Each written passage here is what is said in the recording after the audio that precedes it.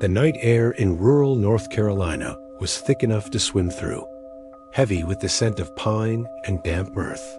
It was late, sometime after midnight in the summer of '98. 5 of us left Liam's house, our laughter still echoing in the humid dark.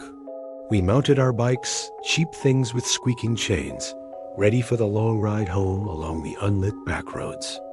Even then, beneath the fading warmth of friendship, something felt wrong. The nostalgia was already turning sour, like milk left out in the heat.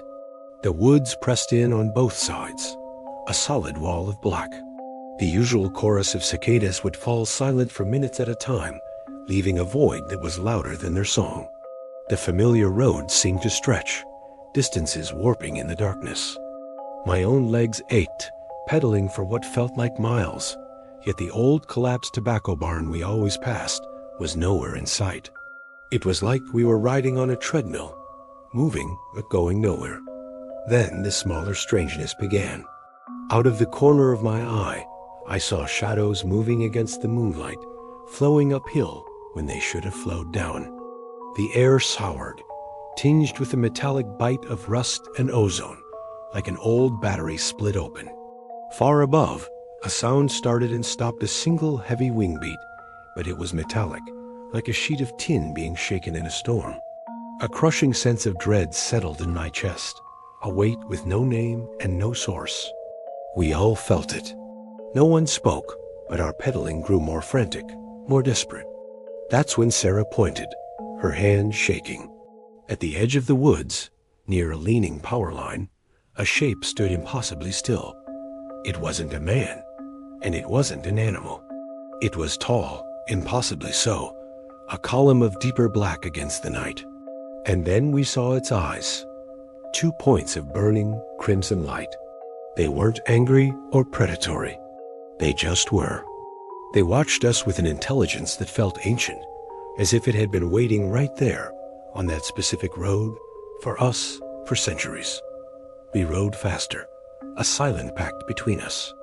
Don't look back, don't stop. As we passed beneath a lone streetlight, it flickered violently and died, plunging us into absolute blackness. My cheap digital watch went blank. The small radio clipped to Mike's handlebars, which had been playing static, suddenly hissed with what sounded like whispers, a sibilant language that slid beneath our skin. Then, a sharp crack echoed in the night. It was the chain on Liam's bike. It had snapped clean, for no reason at all. He stumbled to a halt, the bike clattering on the asphalt. We circled back, our own bikes wobbling. Liam was staring into the darkness, not at his broken chain, but back down the road where we'd seen the figure. We were all trapped now, a small, terrified herd. The air grew colder. I felt a trickle of warmth from my nose and wiped it away. Blood, bright red on the back of my hand. Mike was clutching his head, his ears ringing. But it was Maya who scared me the most. She started speaking, her voice monotone and strange. "The bridge will not hold," she said, her eyes wide and unfocused. She blinked, looked at us in confusion, and asked, "What? What did I just say?" She didn't remember a thing. The presence was closer now. We could feel it. It wasn't chasing us. It was simply accompanying us. We huddled around Liam and his broken bike, a paralysis setting in. The urge to run was gone, replaced by a profound soul-crushing despair. This was inevitable. This was meant to be. Escape was an illusion we'd been clinging to. The creature wasn't here to hunt us. It was here to watch. It stepped out from behind a thicket of kudzu, maybe 50 feet away. Its full form was a violation of nature. It was over 7 feet tall, with immense wings folded around its body like a judge's robe or a funeral shroud. It had no face, no mouth, no features at all, just that smooth, dark expanse and the 2 burning embers for eyes.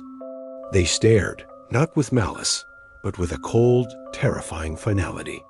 It was a witness to a verdict that had already been passed. The sight of it made my stomach heave, and the world began to tilt. I remember flashes after that, fractured moments. Sarah was crying, a thin, quiet sound.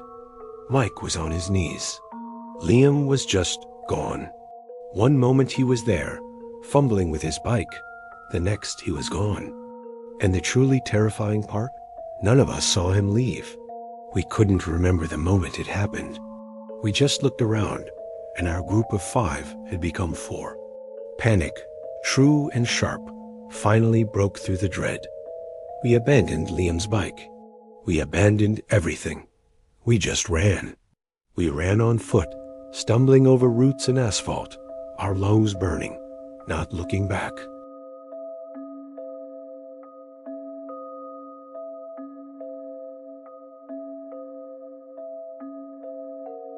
They talked about drugs, about exhaustion, about a prank gone wrong.